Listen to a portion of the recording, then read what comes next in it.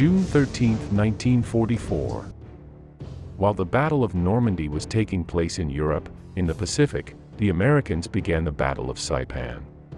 In this confrontation, the Japanese were going to have practically 100% casualties, defending the last island they could lose, before the Americans could bomb Tokyo with the bombers that would leave from said island. So, what we are going to see next, became one of the fiercest battles on the Pacific front, being the prelude to what would come later on Iwo Jima or Okinawa. To put ourselves in a situation, we have to go back to the summer of 1942, in which, after the Japanese defeat at Midway, the Japanese Empire definitively lost the initiative in the war, and it would be the United States that went on the offensive. One of the first places where they began to gain ground was in the so-called Solomon Islands, which are located northeast of Australia.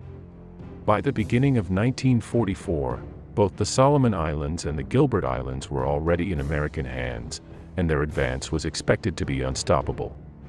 Little by little, during the first months of 1944, Japan was losing more archipelagos such as the Marshall Islands, and the Americans slipped into the heart of the island empire that Japan controlled. This meant great chaos for the Japanese, who had small garrisons on thousands of islands, making it impossible to supply them all. In addition, the United States Army was not going to spend time and resources to assault all of them, since occupying the most important ones was more than enough, so hundreds of them were completely isolated as the Americans advanced. Saipan Island is located about 1,400 kilometers south of Tokyo, right in the middle of the Mariana Islands archipelago. This was the island of the archipelago that is located further north, where an airfield could be built from which to bomb Japan. So if Saipan fell, Tokyo and other major Japanese cities would be exposed to continued air raids. To prevent its fall, the Japanese had 31,000 soldiers inside Saipan, who, together with its civilian population, had been digging all kinds of bunkers and trenches throughout the island for months. In addition, there were about 44 Japanese tanks of the 95 Hago type concentrated in it, which, although they were much inferior to the American Shermans, stood up to the end. The main Japanese commander in charge of the defense of Saipan was Lieutenant General Saito, who, as we are going to see, would not survive this fierce battle. On the other hand, on the attacking side, were the 5th U.S. Amphibious Corps that had some 70,000 soldiers, specifically the 2nd and 4th Divisions of the Marine Infantry, who would land on Saipan. Admiral Richmond Turner and General Holland Smith were in command of this operation, with which the island was to be conquered, which in total was 24 kilometers long by 6 kilometers wide. On June 13th, the U.S. Navy began a heavy bombardment against the island, firing a total of 40,000 projectiles of all kinds, among which some 2,400 of more than 400 mm caliber stand out. To this initial naval attack force, a second was added over the next few days, which completely devastated the island. It was clear to the Japanese commanders that the next step their enemy was going to take would be to land on Saipan with their ground troops.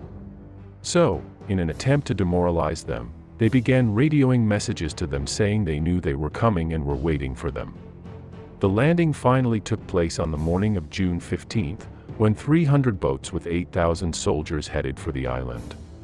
After a little deception, in which the Americans led the Japanese to believe that they were going to land most of their troops in the northwest of the island, they finally ended up doing so much further south. This caused the Japanese to send many units to the north, leaving the southwest coast less protected. The Americans landed relatively easily and without much opposition, and it was once when they had already started to advance up the beach that the Japanese opened fire with everything they had. It was at this moment that a fierce combat began, wreaking havoc among the Americans, who could no longer count on the support of their naval artillery, since they were not going to fire at the Japanese defenders who were so close to them.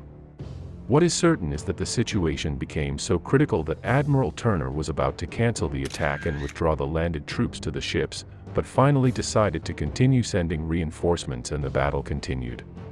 After 12 hours of intense combat, some 20,000 U.S. troops had landed on Saipan, gradually tipping the balance in their favor. Thanks to this impressive force that they were able to amass in such a short time, Sheer numerical superiority allowed the Americans to break through the fragile Japanese lines and link up the separate 2nd and 4th Marine Division beachheads. This posed a great threat to the island's defense, as the Americans now threatened to cut Saipan to the south and quickly seize the Japanese airfield. So, and since the Japanese could not afford something like this, before dawn more than 2,000 Japanese soldiers launched 2 desperate suicide counterattacks against this American beachhead. These attacks ended in slaughter, as Marines supported by Sherman tanks, who had been landing all day, completely slaughtered them, killing some 700 Japanese fighters on the spot. Although the American soldiers had been surprised by this near-suicidal attack, what happened the next day was even worse. As the 4th Marine Division pushed inland, the Japanese Lieutenant General Saito massed all his tanks and hurled them at the Americans in a desperate attempt to slow his advance. Shortly before, he had had a phone call with Emperor Hirohito, who had demanded that he not lose the island, as it would be the beginning of a real hell in Japan with the massive bombings that were coming. This Japanese armored attack was once again repulsed, since with only a 37mm cannon they could do nothing against the American Shermans. This made the situation for the Japanese very complicated, and by June 18 they had to abandon the airfield that was already impossible to defend. Furthermore, they risked being encircled if the Marines cut off the island in the south. From now on, a new phase of fighting would begin, in which the Americans would have to gradually enter the interior of the island, in which there were jungle and mountain areas. What was clear was that with the airfield in American hands and with a portion of the island under their control, it was only a matter of time before Saito was defeated. The Japanese High Command knew that the loss of Saipan was a turning point, so they could not afford to lose it. Thus, they sent a powerful fleet to support the defense that would lead to the so-called Battle of the Philippine Sea. If they achieved a victory, they could move the American fleet away from the Mariana Islands and thereby defend the entire archipelago in which Saipan was located. This naval battle, that we will analyze in depth in another program, took place on June 19th and 20th, and ended with another harsh Japanese defeat. In total, they lost 3 aircraft carriers and 650 aircraft that they could never recover. This meant that the Japanese positions on Saipan could not be reinforced and that their soldiers were destined for annihilation. Returning to the situation inside the island, we have to indicate that it was critical for the Japanese. Barely out of supplies or ammunition, they were being bombarded by both naval and land artillery, and by U.S. aircraft, which repeatedly pounded their defenses in central and northern Saipan. Thus, on the 23rd and 24th, the U.S. troops continued their offensive towards the north of the island, at a slow but constant pace. This was a combat that was practically fought in hand-to-hand due to the fact that the Japanese were hiding in all kinds of caves and makeshift trenches, in which the number of casualties was overwhelming. Basically, the Americans tried to take Japanese defensive positions, while the Japanese soldiers resisted, and after the fighting stopped, they tried to launch their counterattacks. This process was repeated over and over again until the Japanese ran out of troops, ammunition, or food to continue fighting. Due to weakening Japanese resistance, by early July the Americans accelerated their pace of advance, and Lieutenant General Saito knew that his end was near. On July 7th, when Saito was fully aware that all was lost, he ordered one last great Banzai charge, so that the honor of his soldiers would remain intact despite defeat. The result of that bloody episode that ended in a new Japanese defeat was more than 4,000 dead Japanese and some 1,000 casualties for the American side. As a curiosity, this was the Banzai load with the most deaths of the entire Second World War. Furthermore, while this was taking place, Lieutenant General Saito committed suicide along with his senior officers and ordered his mortal remains to be burned and destroyed. After this failed attack, on July 9th, the Americans already controlled 90% of the island, leaving them only the northern area of Saipan where the Japanese urban center was concentrated.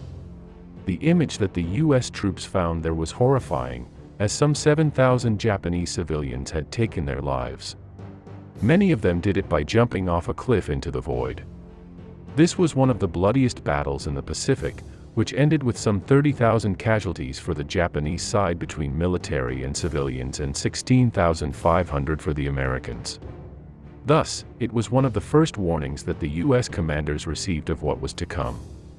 In the future, the battles of Iwo Jima and Okinawa would take place, which would be even worse. The most important consequences of this defeat for Japan were the dismissal of its Prime Minister Tojo, and the United States' acquisition of an island from which its bombers would be within reach of Japan. Well, up to here this program in which after a long time we have recovered a theme from the Pacific Front, also being the Battle of Saipan that was so decisive in the development of the war. Soon we will have Ruben Villamor here on the occasion of his last book to analyze what happened in the Aleutian Islands. We say goodbye here. Thank you all for being part of this community, and especially the sponsors who make this possible. Subscribe and share this program if you liked it, and we'll see each other here as always, next Thursday and Sunday. See you soon.